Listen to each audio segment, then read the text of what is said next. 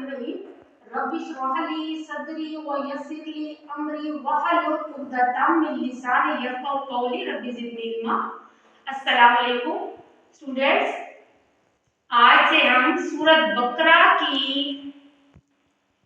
तफसीर थोड़ी थोड़ी करके डेली हम रिवाइज करेंगे। आज हम सूरत बकरा के फजाइल और शान नज़ूल देख लेते हैं। सूरत बकरा पहली मदनी सूरत है। इसकी 286 आयात हैं और 40 रुकू है। सूरत बकरा के फजाइल के बारे में हजरत मोहम्मद सल्लल्लाहु अलैहि वसल्लम ने फरमाया है कि सूरत बकरा जिस घर में पढ़ी जाती है वहां से शैतान निकल जाता है। सूरत बकरा क़यामत के दिन इस तरह से आएगी जैसे दो परिंदों के झुंड, दो साइबान या दो बदलियां, और अपने पढ़ने वाले के लिए मग़फ़िरत की दुआ करेगी। सूरत बकरा का पढ़ना बाइस बरकत और इसका छोड़ देना बाइस हसरत है। सूरत बकरा ये हिजरत मदीना के इब्तिदाई दौर में नाज़िल हुई।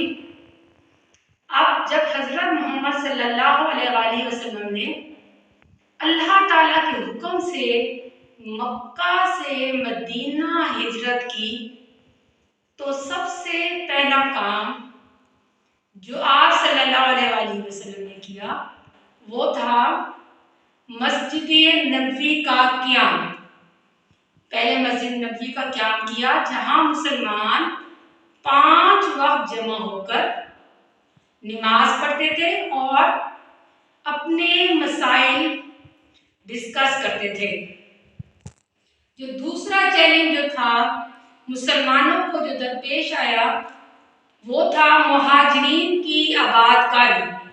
उसके लिए हजूर पाक सल्लल्लाहु अलैहि वसल्लम ने अंसार मदीना और मुहाजिरीन मक्का को भाई भाई बनाकर मुवाफ़ाते मदीना की एक बेहतरीन मिसाल कायम की।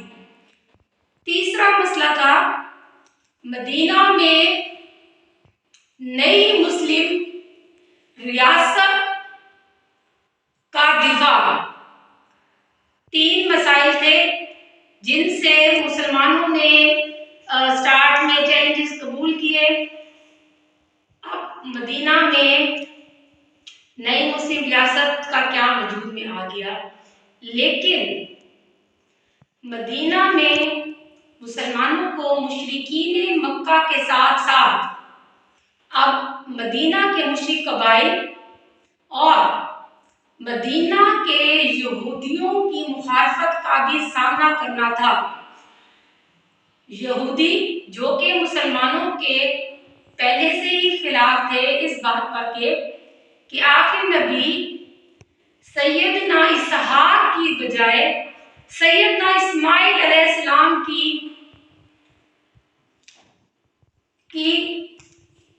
घर से क्यों आया।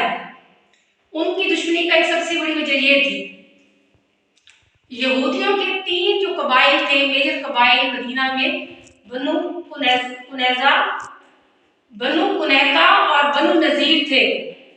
इसी तरह मुशरिकीन के जो कबाइल थे, मेजर और डोमिनेंट कबाइल औस और खजरज थे, ये सब कबाइल आपस में लड़ते झगड़ते रहते थे, इनमें नाइतफाकी थी।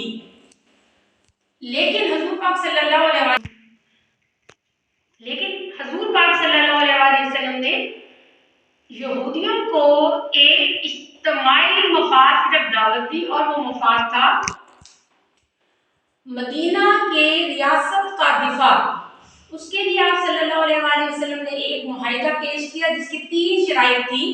नंबर 1, अगर मदीना पर कोई हमला करेगा तो मुसलमान और यहूदी मिलकर उसका मुकाबला करेंगे।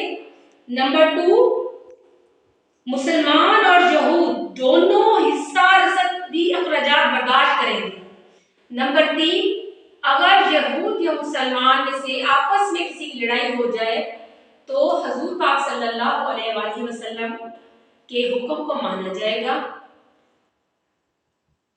دیکھا جائے تو یہ تینوں شرائط بہت ناممکن تھی یہود کے لیے ماننا، کیونکہ اس دور میں وہاں کی معیشت اور سیاست پر یہودیوں کی ڈومیننسی تھی، لیکن اللہ تعالیٰ کی خاص مہربانی سے اللہ تعالیٰ نے ان تمام قبائل کو ایک ایک کر کے اس معاہدے کو تسلیم کرنے کے لیے مجبور کر دیا۔ اب یہاں دو گروہ ہمیں نظر آ رہے ہیں، ایک مسلمان اور ایک کفار۔ جب مدینہ کی نو ریاست مسلم ریاست کا قیام وجود میں آ گیا تو تیسری پارٹی جسے منافق کہتے ہیں وہ وجود میں آئی۔ تو سورۃ بقرہ کا آغاز انہی تین گروہوں مسلم، کافر اور منافق سے کیا گیا ہے، اور اسی دور میں اسی ٹائم پہ ہی سورۃ بقرہ کا نزول ہوا۔ آئندہ لیسن میں ہم ڈیلی ایک ایک رکوع کی تفسیر کو ریوائز کریں گے۔ بہت شکریہ، اللہ حافظ۔